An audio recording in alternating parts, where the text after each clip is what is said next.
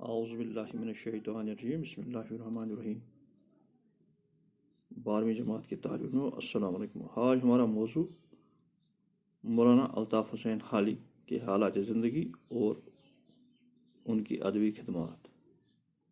تو اگر آپ پیج نمبر 896 نکالیں گے اپنی کتاب کا تو ہم یہ پڑھیں گے۔ تو ہم شروع کریں گے۔ اردو ادب کو عبارت آرائی اور لفاظی اوریانت اور سوجیدہ بیان سے پاک کرنے میں جن لوگوں نے اپنا خون جگر صرف کیا ان میں مولانا حالی کا نام سرفہرست ہے۔ تو اردو ادب میں جو عبارت آرائی میں جو خامیاں تھی، جن میں لفاظی اوریانیت سوجیدہ بیانی، اس کو پاک کرنے میں مولانا حالی نے اہم رول ادا کیا۔ ان میں مولانا حالی کا نام سرفہرست ہے۔ جن لوگوں نے اس میں اپنی محنت مشقت کی اس میں مولانا حالی کا نام سرفہرست ہے۔ حالی کا پورا نام الطاف حسین ہے اور حالی تخلص ہے۔ تو ان کا پورا نام الطاف حسین ہے اور حالی ان کا تخلص تھا۔ 1837 عیسوی میں پانی پت میں پیدا ہوئے۔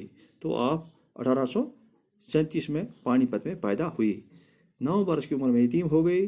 رواج کے مطابق پہلے قرآن شریف اور بعد میں عربی فارسی کی تعلیم حاصل کی۔ تو روایت کے مطابق آپ نے پہلے قرآن شریف کی تعلیم حاصل کی، بعد میں عربی اور فارسی کی تعلیم بھی حاصل کی۔ 17 سال کی عمر میں ان کی شادی کر دی گئی۔ تو 17 سال کی عمر میں مولانا حالی کی شادی ہو گئی، مگر شادی کے بعد کتب بینی کی مشغلے میں جاری رکھا۔ تو ان کو کتب بینی کا بہت ہی شوق تھا، اس وجہ سے وہ کتب بینی سے ہمیشہ کتب بینی کرتے رہے، یعنی کہ کتابیں پڑھتے رہے۔ ان میں سے علمی استعداد روز روز بڑھتی رہی۔ دہلی آ کر مرزا غالب کی صحبت میں رہے۔ تو دہلی میں آ کر وہ مرزا غالب کی صحبت میں رہے، لیکن 1857 کے انقلاب کے ساتھ ہی گھر واپس جانا پڑا۔ تو 1857 میں جو انقلاب برپا ہوا انگریزوں کے خلاف، جس کو غدر بھی کہتے ہیں، تو اس کو گھر واپس پانی پت جانا پڑا۔ اس طرح غالب کی صحبت سے زیادہ فیض یاب نہ ہونے کا موقع نہ ملا۔ ہنگامے کے بعد کچھ برس گھر میں قیام کیا، پھر نواب مصطفیٰ خان شفیتہ کے بچوں کو 8 سال تک پڑھاتے رہے۔ تو اس کے بعد وہ مصطفیٰ خان شفیتہ کے بچوں کو 8 سال تک پڑھاتے رہے۔ شفیتہ خود بھی شاعر تھے اور شاعر میں مبالغہ آرائی کو ناپسند کرتے تھے۔ تو وہ مبالغہ آرائی کو ناپسند کرتے تھے۔ وہ شاعری میں اصلیت اور سادگی کے قائل تھے۔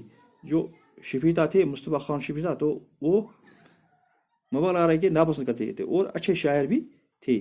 تو انہوں نے مولانا حالی کو اصلیت اور سادگی کو قائل کر دیا۔ ان سے ہی حالی مبالغہ آرائی اور سے پرہیز اور اصلیت سادگی کا سبق سیکھا۔ لیکن شفیتہ سے زیادہ حالی نے سر سید کا اثر قبول کیا۔ سر سید ادب کے مقصدیت اور افادیت کے قائل تھے۔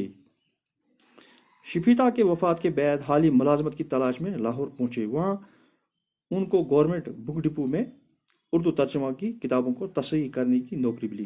تو اس کے بعد وہ لاہور چلے گئے، جہاں ان کو گورنمنٹ بک ڈپو میں کام کرنے کا موقع ملا۔ تو اس طرح حالی انگریزی ادب سے بھی واقفیت حاصل ہوگی۔ تو وہاں بک ڈپو میں ان کو ترجمہ کر رہے تھے، تو ان کو انگریزی ادب سے بھی واقفیت ہوئی۔ انگریز ادب کی واقفیت ان کے مغربی خیالات اور شاعری کو کافی اثر پڑا، اور انہوں نے شفیتہ، سر سید اور انگریزی افکار کے متاثر ہو کر اردو ادب کی اصلاح کے لیے کمر باندھی۔ تو اس طرح انہوں نے اردو ادب کی اصلاح کے لیے، یعنی کہ اس کو ٹھیک کرنے کی بھی کمر باندھی۔ رفتہ رفتہ حالی کو پنجاب تک رسائی حاصل ہو گئی، جہاں آزاد نے موضوعاتی اور نیچرل نظموں کی ابتدا کی تھی۔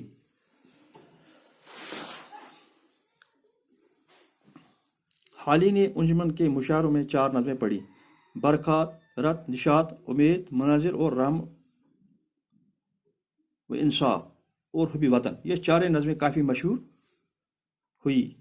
صحت کی خرابی وجہ سے مولانا کو لاہور چھوڑنا پڑا، لیکن ان کی نظم کا سلسلہ جاری رہا۔ مولانا حالی سر سید کے بہت عقیدت تھی۔ ان کی فرمائش پر حالی نے مشہور نظم مجز اسلام لکھی، جو مسجد حالی کے نام سے مشہور ہے۔ جس میں مسلمانوں کے عروج زوال کے اسباب کا بیان کر کے اسلامی معاشرے کی اصلاح کا کام انجام دیا ہے۔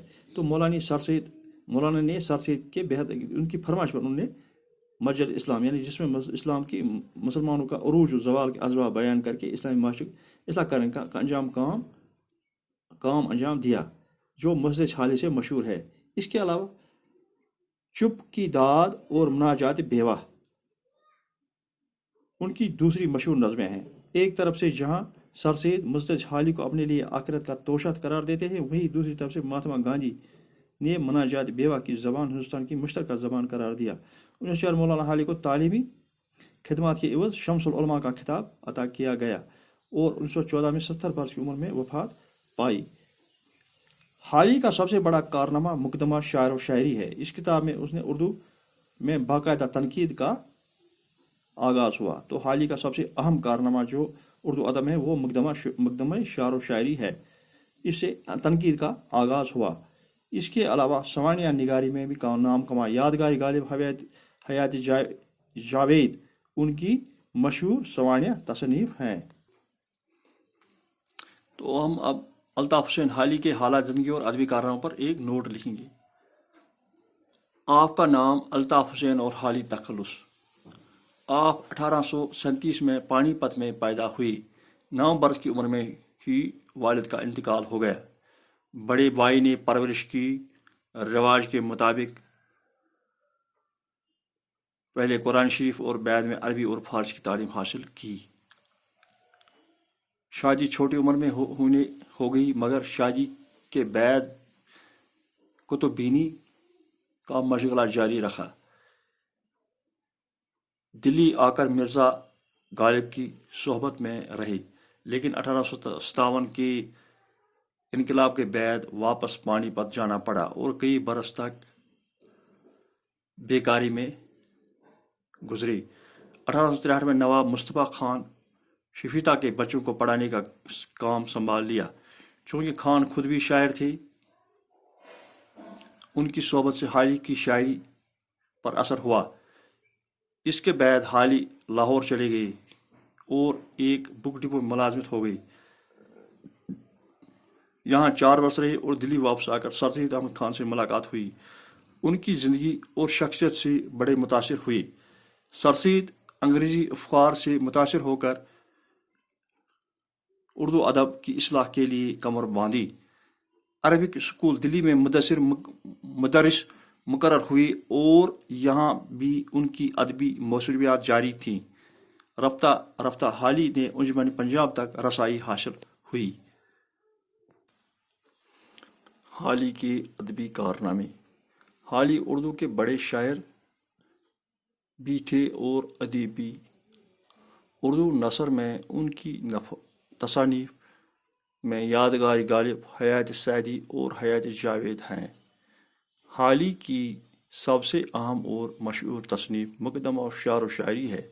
تو حالی کی جو مشہور تصنیف ہے وہ مقدمہ شعر و شاعری ہے۔ تو انہوں نے تنقید کا آغاز بھی یہیں سے کیا۔ اردو نظم میں حالی نے ہر صنف میں طبع آزمائی کی۔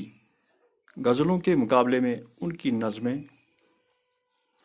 زیادہ مقبول ہوئیں، خاص طور پر مزدس، مرثیہ غالب، مناجات بیوہ قابل ذکر ہیں۔ انہوں نے اپنی نظموں میں ہندوستانی سماج میں عورت کی زبو حالی کی تصویر کشی کی۔ تو ہندوستانی سماج میں جو عورت کی زبو حالی تھی، عورت پر مختلف قسم کے ظلم سہے جاتے تھے، انہوں نے اپنی نظموں میں اس کو اجاگر کیا اور اس کی تصویر کشی کی۔ حالی کی عبارت صاف، سادہ اور عام فہم تھی۔ ان کی زبان پاکیزہ ہے، عبارت میں رنگینی اور روانی قابل ستائش ہے۔ تو اس طرح سے ہم نے یہ الطاف حسین حالی کے حالات زندگی اور ادبی کارناموں پر یہ نوٹ ختم کیا۔ آپ اس کو اپنی کاپی پر قلم بند کیجیے تاکہ آگے چل کر یہ آپ کے کام آ سکے۔ تو کل ہم اس کا دوسرا حصہ پڑھیں گے۔ باقی وسلام۔